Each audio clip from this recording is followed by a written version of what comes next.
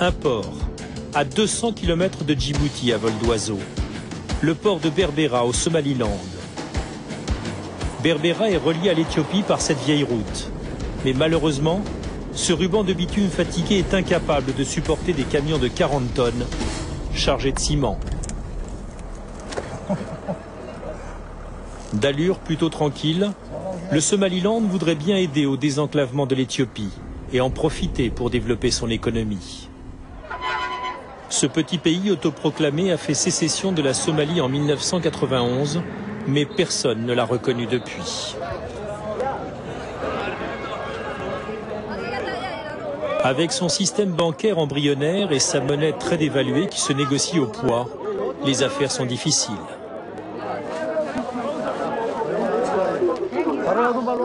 Mais qu'à cela ne tienne, le port, construit par les Russes dans les années 70, est capable d'accueillir des bateaux marchands. La compagnie Total utilise les dépôts de carburant et des armateurs asiatiques y font escale pour y décharger leurs containers. Une activité régulière existe. Ce bateau devrait revenir tous les mois et assurer un service régulier. Pour le directeur du port, c'est une preuve tangible de normalisation. Je pense que les Éthiopiens et surtout leur gouvernement savent que le port de Berbera est à leur disposition et leur offre tous ses services. Ils savent aussi que c'est tranquille, ils connaissent les lieux, ils viendront. Le long du quai, 4 énormes boutres déchargent leur cargaison. Des milliers de tonnes de riz en provenance du Pakistan. Comme la plupart des denrées alimentaires qui débarquent, une partie va repartir vers l'Éthiopie. Des grossistes comme Hassan ne sont que des intermédiaires qui profitent de cette prospérité. Après avoir ravitaillé mes clients au Somaliland, il y a des camions qui arrivent d'Éthiopie.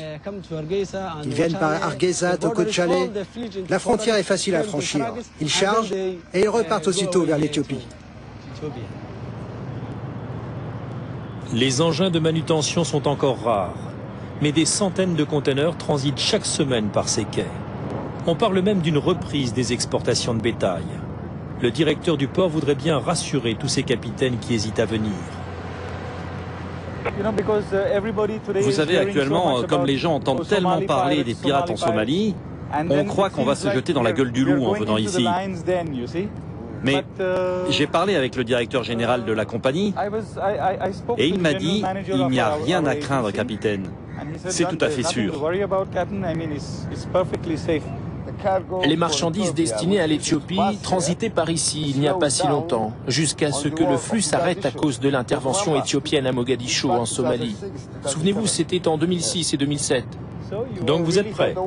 Oui, dès que la guerre se terminera, les affaires vont reprendre. À Djibouti, il est presque minuit et le déchargement du corral se termine.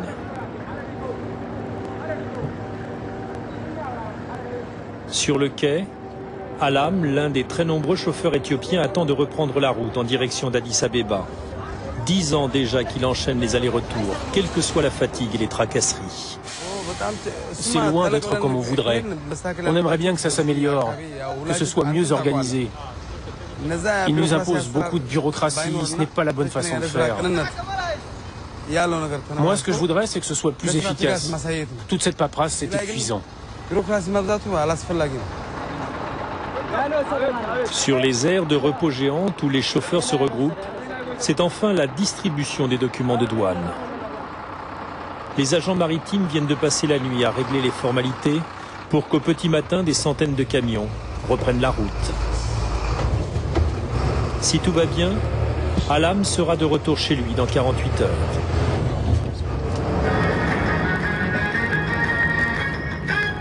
Une fois par semaine, s'il n'y a pas d'imprévu, il passera quelques heures à la maison.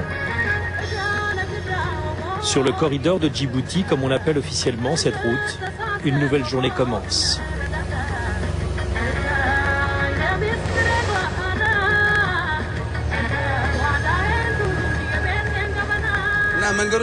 Comme vous pouvez le voir, c'est plein de trous sur la route. On aimerait bien qu'ils fassent quelque chose pour nous. S'ils refont la route, ça fera au moins du boulot pour les gens. La communauté européenne vient de financer la reprise d'un premier tronçon, sur plus de 20 km. Des mois d'enfer pour ces routiers.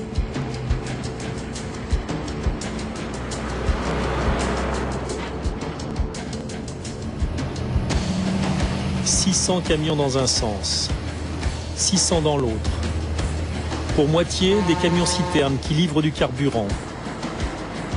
Une noria infernale sur une route unique pour ravitailler tout un pays.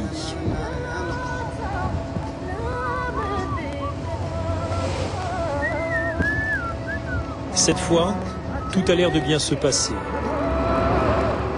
Pas même un petit bouchon au poste frontière. Et voilà Alam, de retour chez lui au petit matin. Un petit coup de fil à sa femme pour la rassurer, mais priorité à la livraison. Tout autour de la capitale, les chantiers avancent au ralenti. Sa précieuse cargaison, c'est un peu d'oxygène, une bouffée d'air frais pour l'économie. Après des années de repli, l'Éthiopie rêve de multiplier les points d'accès à la mer. Ses besoins en matériaux importés sont immenses et la poursuite de sa croissance est à ce prix.